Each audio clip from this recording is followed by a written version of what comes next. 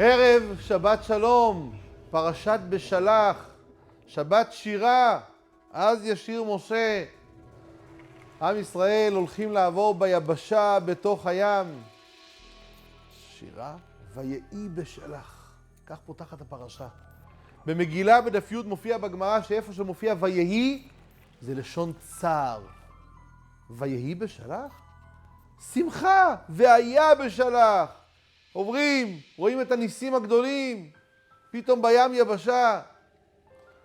מופיע במפרשים שלמה הפרשה פותחת ויהי ולא והיה, למה לשון צער? כי היו כאלה שאמרו בשלח פרעה. פרעה שחרר אותנו ממצרים, לא חלילה הקדוש ברוך הוא. כשישנם אנשים שתולים את הניסים שקורים ומתרחשים בפלוני, באלמוני, זה ויהי, זה לשון צער. כי הכל, יש מטוסים, יש טנקים, יש חילות, הכל טוב ויפה, אבל זה הכל הקדוש ברוך הוא. כשאנשים תולים את הדברים הגדולים בבשר ודם, זה ויהי.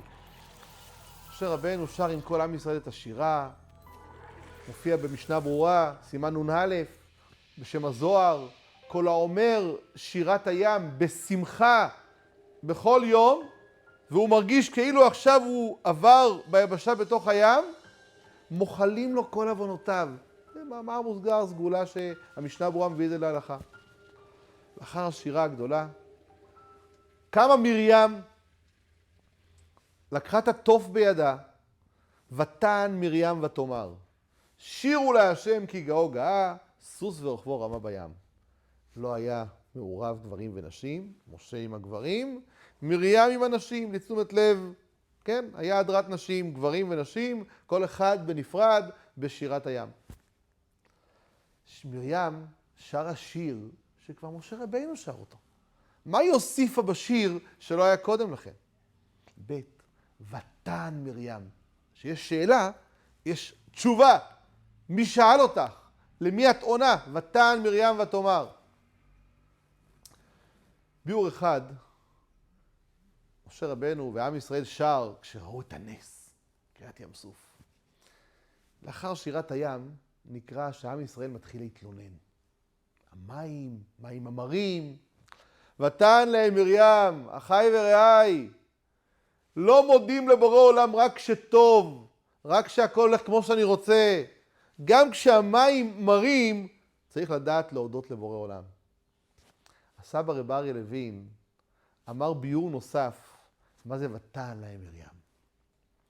נשות ישראל באו למרים, אמרו לה מרים, כל הגברים שהולכים וצועדים, יצאו ממצרים, למטרה אחת, הר סיני, קבלת התורה. אנחנו אנשים פטורות מתלמוד תורה.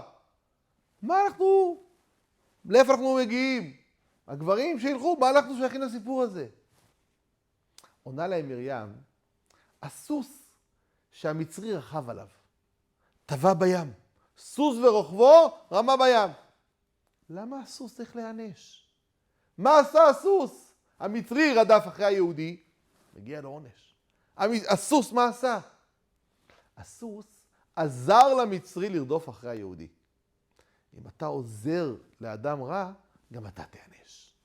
באה מרים ואומרת, הגברים ילכו לבית כנסת, ילכו להתפלל במניין, ילכו לשיעור תורה, לדף יומי, פרשת שבוע, אורח חיים. בזכות מי הם יכולים ללכת? אם האישה בבית לא תהיה הגב ותאמר לו, בבקשה, לך לשיעור תורה, לך למניין, הוא לא יהיה שם. אומרת להם מרים, בואו נלמד, כמו שהסוס לרע נהנש כי הוא עזר למצרי, אתם אנשים שבזכותכן הגברים יכולים ללמוד, להתפלל במניין, זה נזקף נטו לזכותכם. ולכן, ודאי שאתם חלק מהדבר הזה, ולכן היא נקטה דווקא את הפסוק הזה, שירו להשם, כי סוס ורוכבו רמה בים. באותו הקשר מופיע בשם אחד האדמו"רים, בשיר השירים מופיע, לסוסתי ברכבי פרעה דימיתיך רעייתי. שאף אחד מאיתכם לא ייכנס הביתה ויגיד לאשתו את המשפט הזה, חלילה. זה מיד בית הדין. מה? לסוסתי ברכבי פרעה דימיתיך רעייתי, רעייתי כמו סוס, חלילה וחס.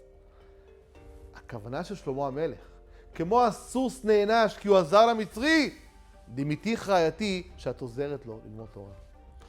ודעו לכם, כשהאישה, בעלה הולך ללמוד תורה, הולך להתפעל במניין, למישהו יותר שכר, לבעל או לאישה? לאישה. למה? כיוון שהבעל יוצא מהבית. שעה 7, חזר ב8:30. בשעה וחצי הזאת הוא לא כל הזמן למד תורה. הוא פגש חבר, הוא התעסק בטלפון. האישה, מאותו רגע שהוא יצא מהבית, שעה וחצי, היא מבחינתה מקדישה את כל צורכי הבית על הכתפיים שלה. יש לה נטו שעה וחצי. לבעל אין שעה וחצי. זה זכותכם אנשים. שאתם מחזיקות את התורה ואת העולם, ובזכות נשים צדקניות נגאלו, ובזכותכם ניגאל גם היום. שבת, שלום ומבורך.